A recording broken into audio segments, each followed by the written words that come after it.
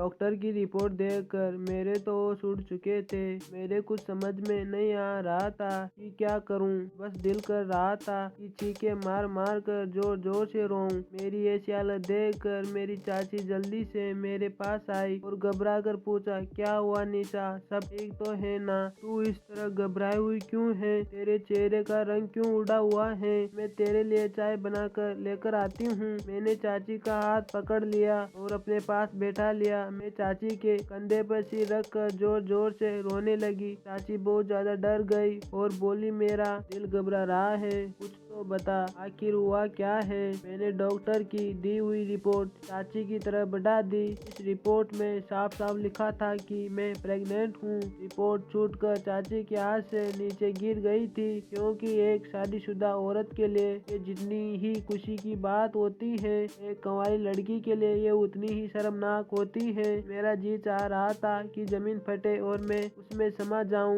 चाची ने जुझाते हुए निशा से पूछा, निशा बता, किसने किया ये सब? तेरा पेट में किसका बच्चा पल रहा है? चाची के बार बार पूछने पर मैंने किसी तरह चाची को सच्चाई बताई। करीब 1 महीने पहले जब मैं अपनी सहेली के घर से लौट कर आ रही थी तो एक लड़के ने रास्ते पूछने के बहाने मुझे अपनी कार में बिठा लिया था। मैं उसका इरादा समझ नहीं पाई। उसके बाद वो गाड़ी को गलत रास्ते पर ले जाने लगा। जब मैंने उसके गाड़ी को रोकने के लिए विरोध किया तो पता नहीं उसने मुझे क्या सूंघा दिया, जिसके बाद मैं बेहोशी हो गई। के बाद वो गाड़ी को सुनसान जगह पर ले गया और मेरे साथ गलत काम किया और उसके बाद वो मुझे सड़क किनारे फेंक कर चला गया। मैं बेसुध सी सड़क पर पड़ी थी कि तभी अचानक एक कार आई। उसमें एक पति पत्नी थे। मुझे इस हालत में देखकर उन्होंने मुझे अपनी कार में बिठाया। मेरी हालत ऐसी थी कि वो कौन थे मुझे पता नहीं, लेकिन वो मुझे घर के दरवाजे तक छोड़कर चले गए। मैं चुपचाप दबे पांव कमरे में जाकर लेट गई और अपनी बदनामी की वजह से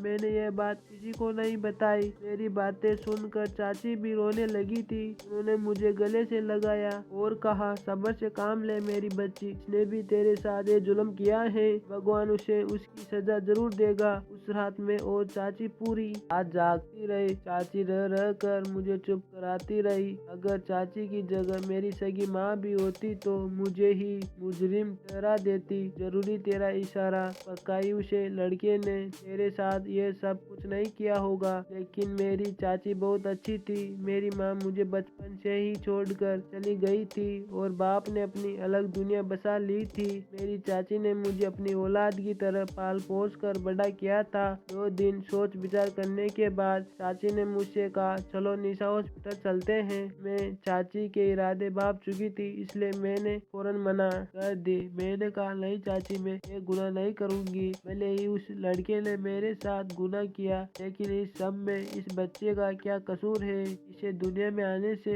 पहले ही मैं इसे मार नहीं सकती। इस बच्चे को भी इस दुनिया में आने का हक है। ये मायने नहीं रखता कि उसे कैसे लाया गया और अब बच्चा मेरे शरीर का एक ही हिस्सा बन गया है। मेरी बात सुनकर चाची ने अपना सिर पीट लिया और बोली, निशा, ये कैसी बात कर रही हो? मुझे पता है तेरा बच्चा नाजायज बच्चा कहलाया जाएगा। लोग तुझे इसके बाप का नाम पूछेंगे तो क्या तुम इस दुनिया वालों को जवाब दे पाएगी? निशा ने कहा कि मुझे कुछ नहीं पता चाची, लेकिन मैं इस मासूम को इस दुनिया में आने से नहीं रोक सकती। मैं रोती हुई अपने कमरे में भाग गई और चाची मुझे बेहोशी से आवाज देती रह गई। अपने कमरे में आकर मैंने फूट फूट कर रोने लगी और रोते रोते मैं कब आंख लग गई पता ही नहीं चला। जब मेरी आंख खुली तो चाची मुझे आवाज लगा रही थी, निशा जल्दी से उठ जाओ, मेरे लिए बहुत बड़ी खुशखबरी है। मैं जल्दी से उठ बैठी। पता नहीं मेरी जिंदगी में ऐसी कौन सी खुशखबरी आ गई थी जो मेरी चाची इतना खुश हो रही थी। चाची बोली, निशा, तेरे लिए बहुत ही अच्छा रिश्ता आया है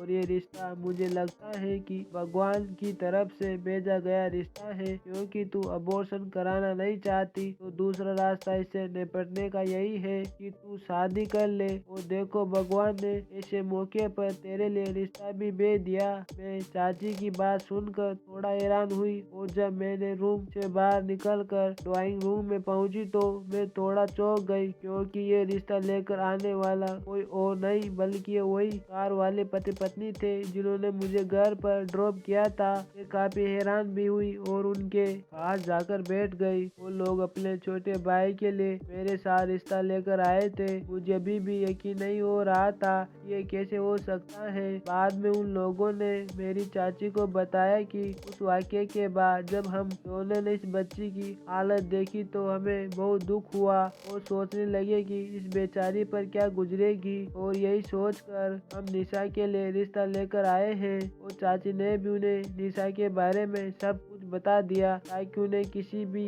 तरह से अंधेरे में ना रखा जाए। और एक हफ्ते के अंदर मेरी शादी भी हो गई। उसके बाद मैं अपने ससुराल पहुंच गई और मेरे पति बहुत ही अच्छे थे। उन्होंने मुझे और मेरे होने वाले बच्चे का बहुत ही अधिक ख्याल रखा था। वो कहते हैं देने वाला जब देने पर आए तो छप्पड़ फाड़ कर देता है। निशा के साथ जितना गलत हुआ, लेकिन उसी की वजह से उनकी लाइफ भी बहुत अच्छी हो गई थी। इसी के साथ ये कहानी यही समाप्त होती है। मिलते हैं अगली वीडियो में। आप सभी का धन्यवाद अपना कीमती समय देने के लिए।